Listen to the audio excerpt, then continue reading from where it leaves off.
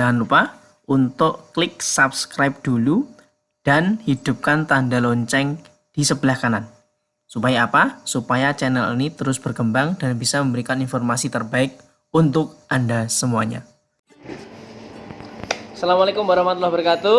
Perkenalkan, nama saya Siswanto.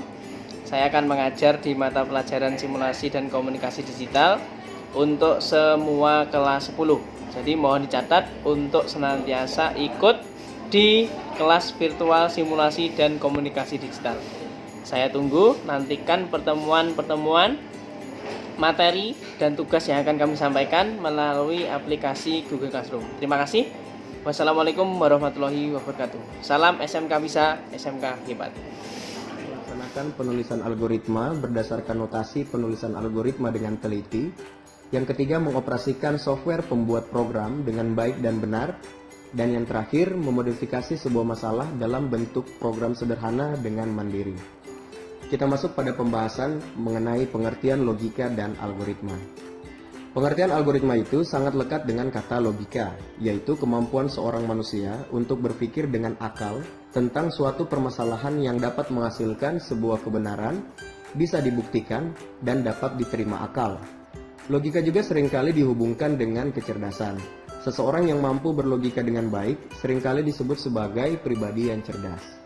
Poin yang selanjutnya, logika itu identik dengan masuk akal dan penalaran. Penalaran adalah salah satu bentuk pemikiran, di mana pemikiran ini adalah pengetahuan tak langsung yang didasarkan pada pernyataan langsung pemikiran mungkin benar dan mungkin juga tidak benar.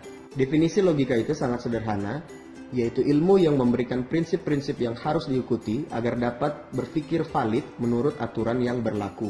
Poin yang ketiga, logika itu berasal dari bahasa Yunani yaitu logos yang berarti ilmu. Logika juga dapat diartikan sebagai ilmu yang mengajarkan cara berpikir untuk melakukan kegiatan dengan tujuan tertentu. Kita masuk pada pembahasan yang selanjutnya yaitu pengertian algoritma. Poin yang pertama, algoritma ini berasal dari nama ilmuwan Arab, yaitu Abu Ja'far Muhammad Ibnu Musa Al-Khwarizmi, penulis buku berjudul Al-Jabar wal Muqabalah.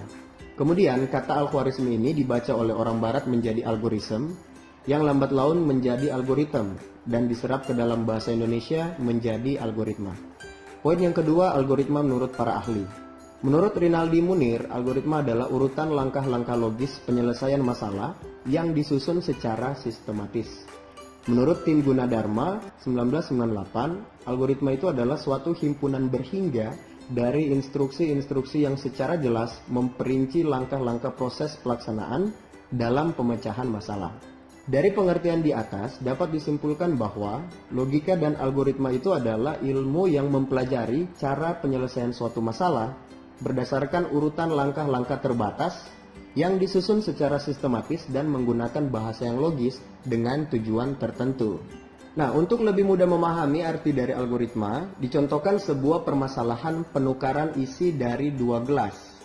Diberikan dua buah gelas, yaitu gelas A dan gelas B, di mana gelas A ini berisi air teh dan gelas B berisi air kopi. Pertukaran isi gelas tersebut sehingga menghasilkan gelas A yang semula berisi air teh menjadi berisi air kopi, dan gelas B yang semula berisi air kopi menjadi berisi air teh.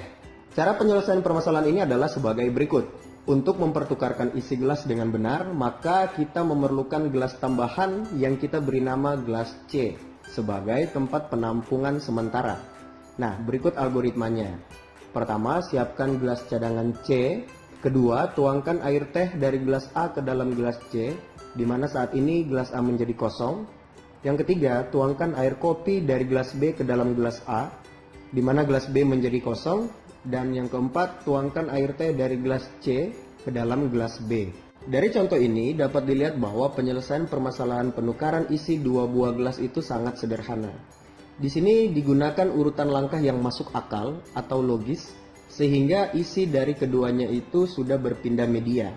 Yang awalnya itu air teh berada di gelas A, pindah ke gelas B, dan air kopi yang berada di gelas B, pindah ke gelas A.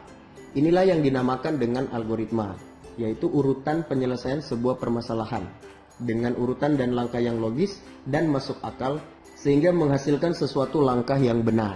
Saat menggunakan logika, sebaiknya jangan berpikir terlalu rumit tentang sebuah masalah. Karena belum tentu masalah itu serumit yang kita pikirkan. Pikirkanlah hal yang paling sederhana untuk menyelesaikan masalah itu, sehingga kita tidak terjebak dalam pemikiran rumit yang dibuat sendiri. Dalam menentukan algoritma untuk menyelesaikan suatu permasalahan, mungkin kita akan dihadapkan pada beberapa pilihan algoritma. Oleh karena itu kita harus memiliki rambu-rambu dalam menentukan pilihan algoritma. Pertimbangan dalam pemilihan algoritma itu adalah yang pertama, algoritma haruslah benar. Artinya, algoritma akan memberikan keluaran sesuai seperti yang diharapkan dari sejumlah masukan yang diberikan. Jadi tidak peduli sebagus apapun algoritma itu, jika dia memberikan keluaran yang salah, maka sudah pasti algoritma tersebut bukanlah algoritma yang baik. Pertimbangan kedua yang harus diperhatikan adalah kita harus mengetahui seberapa baik hasil yang dicapai oleh algoritma tersebut. Hal ini penting terutama pada algoritma yang memerlukan aproksimasi hasil, yaitu algoritma yang hasilnya hanya berupa pendekatan. Algoritma yang baik harus mampu memberikan hasil yang sedekat mungkin dengan nilai yang sebenarnya. Pertimbangan yang ketiga adalah efisiensi dari algoritma itu sendiri. Efisiensi algoritma dapat ditinjau dari dua hal, yaitu efisiensi waktu dan memori. Meskipun algoritma memberikan keluaran yang benar atau paling mendekati, tetapi jika kita harus menunggu lama untuk mendapatkan hasil, semisal dalam waktu berjam-jam, maka biasanya algoritma tersebut tidak akan menjadi pilihan yang utama. Karena pada dasarnya setiap orang itu menginginkan keluaran yang relatif cepat. Begitu juga dengan memori. Semakin besar memori yang terpakai, maka semakin jelek algoritma tersebut. Tujuan dari belajar logika dan algoritma ini adalah agar kita dapat membiasakan diri melakukan suatu perencanaan apabila menyelesaikan suatu masalah.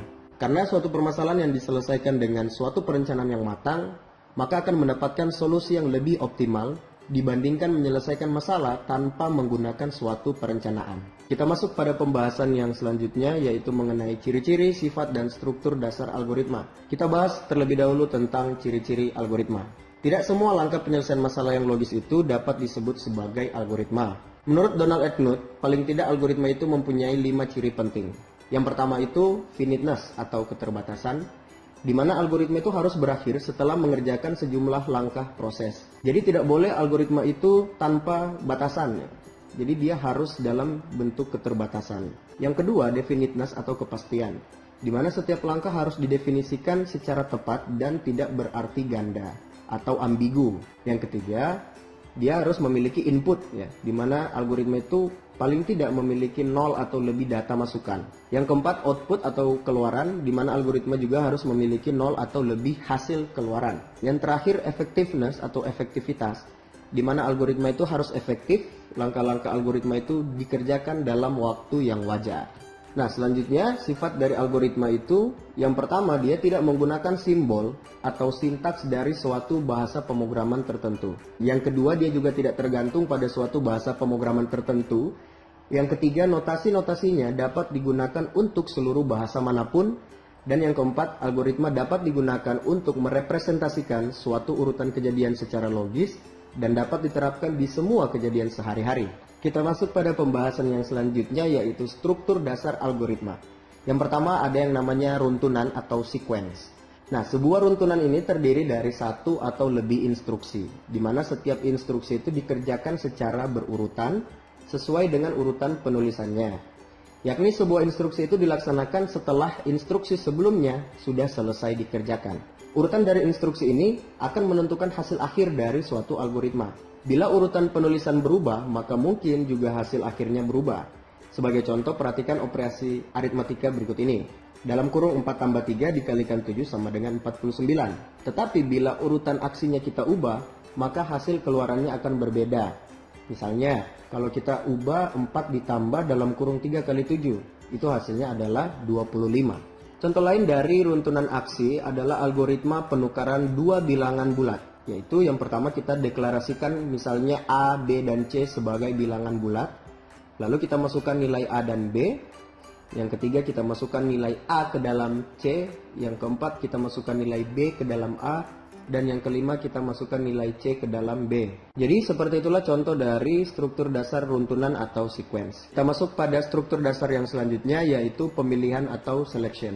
Kadangkala terdapat suatu kejadian yang baru akan dikerjakan jika suatu kondisi tertentu telah terpenuhi. Pemilihan yaitu instruksi yang dikerjakan dengan kondisi tertentu, di mana kondisi ini adalah persyaratan yang dapat bernilai benar atau salah. Jadi satu atau beberapa instruksi hanya akan dilaksanakan apabila kondisi bernilai benar, sebaliknya apabila salah maka instruksi tidak akan dilaksanakan. Sebagai contoh kasus pemilihan atau selection adalah dalam penentuan bilangan genap atau ganjil seperti berikut ini. Yang pertama, masukkan bilangan sebagai sebuah bilangan bulat. Yang kedua, bagi bilangan dengan angka 2, simpan nilai sisa pembagian dalam variabel sisa. Yang ketiga, jika nilai sisa sama dengan 0, maka kerjakan langkah keempat. Langkah keempat itu adalah tampilkan kata genap ke layar komputer. Yang kelima, jika nilai sisa tidak sama dengan 0, maka kerjakan langkah 6. Di mana langkah 6 ini adalah perintah untuk menampilkan kata ganjil ke dalam layar. Ketujuh, selesai. Jadi di sini apabila salah satu kondisi sudah terpenuhi, maka akan dijalankan instruksi sesuai dengan kondisi tersebut. Struktur dasar yang selanjutnya yaitu pengulangan atau repetition. Nah, pengulangan ini merupakan kegiatan mengerjakan sebuah atau sejumlah aksi yang sama sebanyak jumlah yang ditentukan atau sesuai dengan kondisi yang diinginkan. Beberapa statement pengulangan di bahasa pemrograman yaitu for, while, do while, repeat until, for down to do, for to do, dan lain-lain. Sebagai contoh adalah menampilkan huruf tertentu sebanyak n kali ke layar sebagai berikut. Yang pertama, deklarasikan variabel huruf untuk menyimpan karakter yang akan ditampilkan. Kedua, deklarasikan variabel n untuk menyimpan banyaknya perulangan. Yang ketiga, deklarasikan variabel counter yang digunakan sebagai counter perulangan yang sudah dilakukan. Yang keempat, masukkan sebuah karakter dan simpan dalam variabel huruf. Kelima, masukkan banyaknya perulangan yang diinginkan dan simpan dalam variabel n. Yang keenam, set nilai counter dengan 0. 7, tampilkan huruf ke layar. 8, lakukan penambahan counter dengan 1. 9, jika nilai counter kurang dari n, maka dia akan mengerjakan langkah ke-6, yaitu men-set nilai counter dengan 0. Yang ke-10, jika nilai counter